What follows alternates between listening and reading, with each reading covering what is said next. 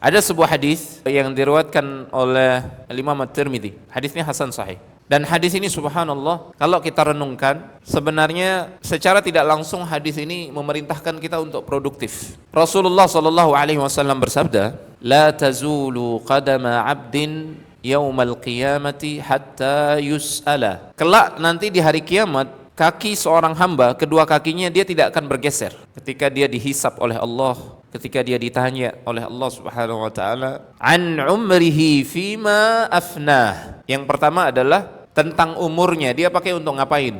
Dia habiskan untuk apa umurnya? Untuk perkara yang positif, amal saleh, ataukah sebaliknya untuk maksiat, untuk perkara yang sia-sia? Nah, orang yang produktif, dia habiskan umurnya, dia gunakan umurnya itu untuk keridhaan Allah Subhanahu wa taala, untuk amal saleh, untuk akhiratnya.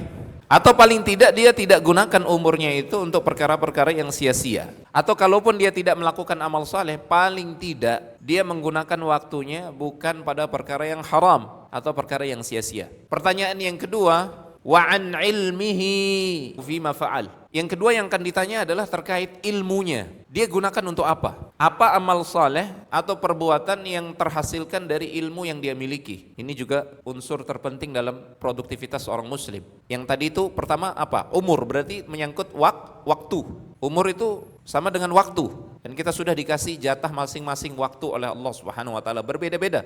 Dan kita enggak tahu waktu kita, jatah kita di dunia ini seberapa lama, kita enggak tahu. Nah, semestinya karena kita tidak tahu berapa jatah waktu kita di dunia ini, semestinya itu cukup jadi motivasi buat kita untuk produktif. Jadi muslim yang produktif. Yang ketiga, wa an malihi min aina iktasabahu wa fima afnahu wa fima anfaqahu. Pertanyaan yang ketiga terkait harta yang dia miliki. Ini menyangkut energi. Salah satu bentuk energi adalah harta. Harta ini bukan perkara sepele di dalam Islam. Harta ini bisa kita gunakan untuk mendapatkan surga Allah Subhanahu wa taala yang paling tinggi. Sebaliknya, gara-gara harta ini kita bisa nyemplung ke jurang di neraka yang paling dalam, naudzubillah. Gara-gara harta. Maka ada dua pertanyaan terkait harta ini nanti di akhirat. Min aina iktasabahu wa fima anfaqahu. Dari mana dia dapat harta itu? Halal atau haram? Kemudian yang kedua, dia gunakan untuk apa? Ini energi yang luar biasa harta ini.